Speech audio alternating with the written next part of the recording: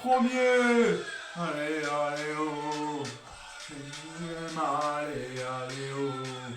C'est l'OM, allez, allez, oh. Allez, l'OM, allez. Allez, allez, oh. C'est allez, oh. C'est l'OM, allez, allez, oh. Allez, l'OM, allez.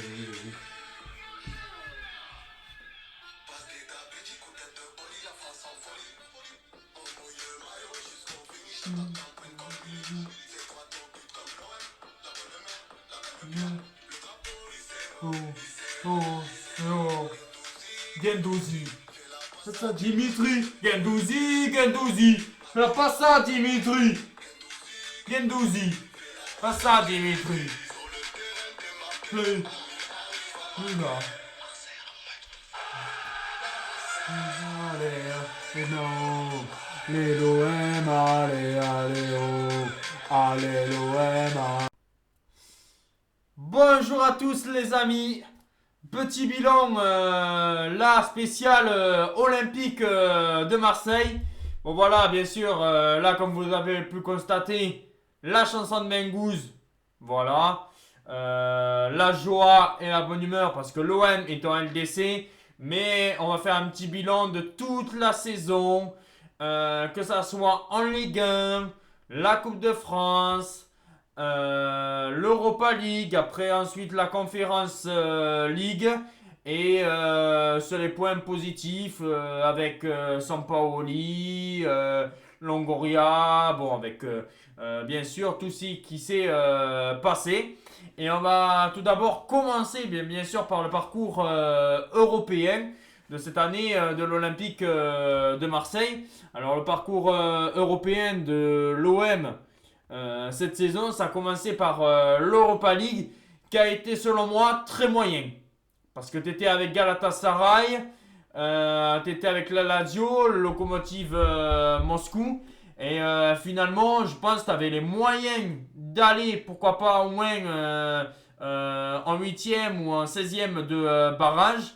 Et voilà, tu as perdu contre Galatasaray, tu as perdu contre la Lazio. Bon, tu as gagné, t'as pris 4 points contre le Lokomotiv Moscou. Mais pour moi, l'Europa League, c'était quand même raté. Parce que normalement, Marseille aurait dû aller plus loin. Tu finis 3e. Pour moi, l'Europa League est totalement raté. Voilà, je suis très déçu de l'Europa League. J'aurais pensé qu'on aurait pu beaucoup mieux faire. Malheureusement, voilà, on a été reversé en étant 3e en Conference League, la C4. Puis après la C4, bon, à vrai dire, ça a été un petit peu moyen. Parce qu'on a fait quand même un bon parcours. Voilà, on arrive en demi-finale, on affronte Feyenoord qui n'est pas un foudre de guerre. Et finalement, tu perds là-bas sur des erreurs défensives de Kale Takar. Puis après, tu fais un match retour où tu n'arrives même pas à marquer, tu fais 0-0 chez toi. Et voilà, ça te prive d'une finale et c'est dommage parce que la Conference League, tu avais fait un bon parcours. Voilà, tu aurais pu être la première équipe à gagner cette Conference League.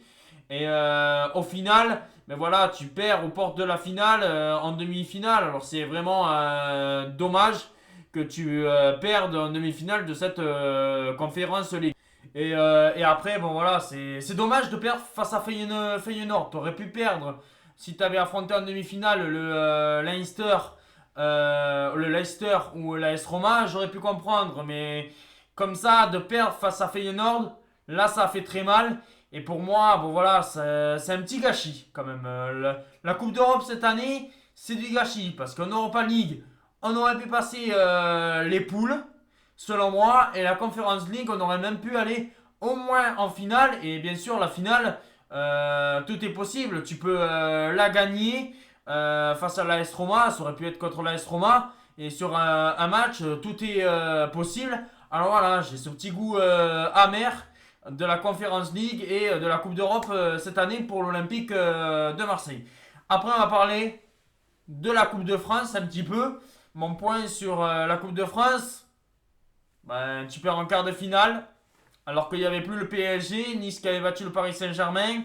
T'affrontes Nice, tu te prends une leçon en perdant 4-1. Pour moi, ce match-là, ça a été une honte. T'as pas vraiment joué à fond cette Coupe de France parce que tu perds 4-1 contre Nice. Que en plus Nice ne gagne pas cette Coupe de France parce qu'il la perd contre Nantes. Voilà, je pense que c'était l'année peut-être pour aller chercher cette Coupe de France. Finalement, voilà, il y a Paris qui n'est pas passé. Voilà, et finalement, tu perds en quart de finale face à Nice dans un match un petit peu pitoyable, 4-1.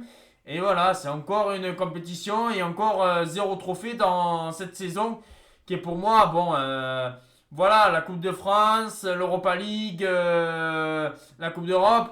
Voilà, c'est dommage parce que tu aurais pu faire quelque chose et au final, tu n'as rien gagné.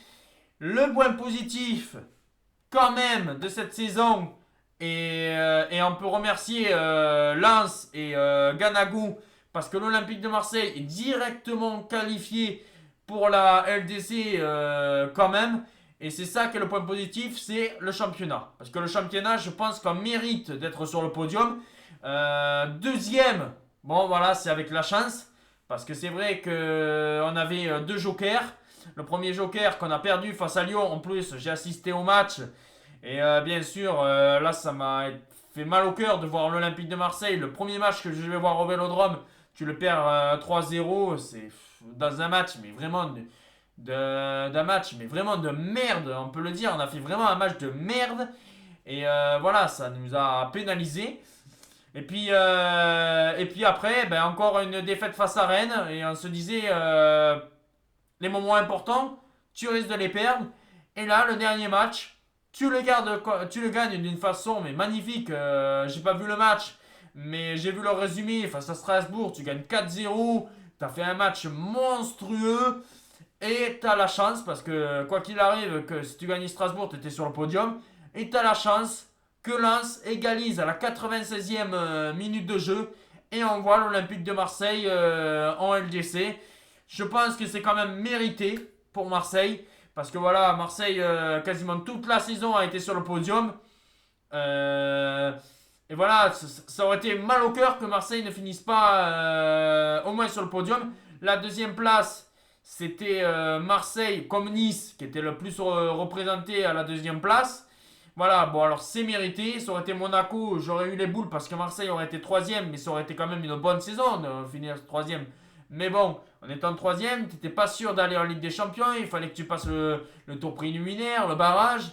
Alors que là, tu es directement qualifié. Tu n'as plus qu'attendre début août ou mi-août pour savoir ta phase de poule. Et voilà, je pense que quand même, comme je le répète, la Coupe d'Europe, c'est à oublier. La Coupe d'Europe, ça a été pourri selon moi. La Coupe de France, c'est dommage, c'est un trophée qu'on aurait pu avoir. Et la Ligue 1, c'est le point positif parce qu'on est directement qualifié en Ligue des Champions grâce à Lens. C'est pour ça que cette saison, pour moi, je dirais, elle est bonne. Elle n'est pas excellente. Elle est bonne. Parce que voilà, tu es en Ligue des Champions. Mais si tu étais en Ligue des Champions et que tu aurais pu faire une finale européenne, ça aurait été encore mieux. Si tu avais gagné la Coupe de France, ça aurait été la cerise sur le gâteau. Voilà, c'est des petits détails pour me dire qu'elle n'est pas excellente. Elle est bonne, elle n'est pas mauvaise. Parce que bon voilà, hein, quand même, tu as fait demi-finaliste de la Conference League. Voilà, elle n'est pas mauvaise du tout. Mais voilà, il y a ce petit goût d'inachevé où on aurait pu beaucoup mieux faire en Coupe de France et en Europa League et en Conference League. Parce que la Conference League, comme moi, j'avais l'idée qu'on aurait pu aller jusqu'au bout, au moins d'aller à cette finale. Les points positifs de certains joueurs,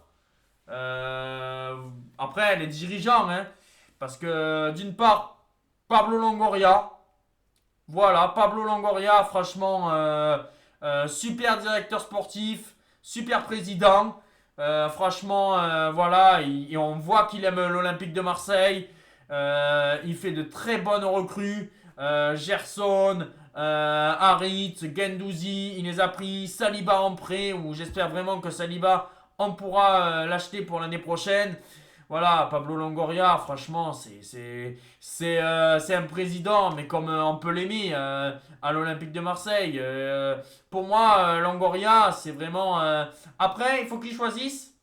parce que son seul défaut, c'est qu'il ne peut pas faire président et directeur sportif. C'est un petit peu trop compliqué. C'est pour ça qu'il devra se décider vraiment dans l'onanigramme de l'Olympique de Marseille s'il veut vraiment être le président de l'Olympique de Marseille ou plutôt le directeur sportif. Mais franchement, Pablo Longoria, c'est vraiment magnifique ce qu'il a fait avec Marseille cette saison. Georges Sampaoli, José Sampaoli, je dirais que c'est moyen.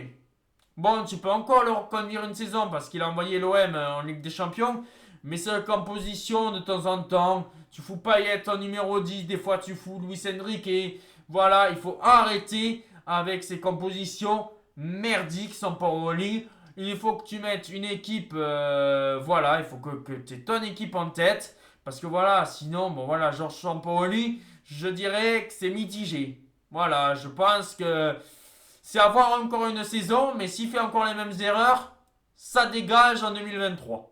Voilà. Et puis après, par contre, ben, Steve Mandanda, on pensait que être numéro 2, ça allait lui faire beaucoup de mal. Et ben finalement, en fin de saison, il a été là. Paul Lopez, ben voilà, c'est très moyen. Je sais pas, j'aime pas trop ce joueur. J'aime pas trop ce gardien. Selon moi, je pense que Mandanda est meilleur. Voilà, Paul Lopez, c'est pas un très bon choix selon moi. Après, Kolasinac, il n'y a pas grand chose à dire. Lirola, pareil. Je dirais que la bonne pioche, c'est Guendouzi. Voilà, Guendouzi, franchement, ça, merci qu'il soit venu à Marseille. Merci qu'on ait levé l'option d'achat parce que Guendouzi, mais qu'est-ce que je l'aime ce joueur.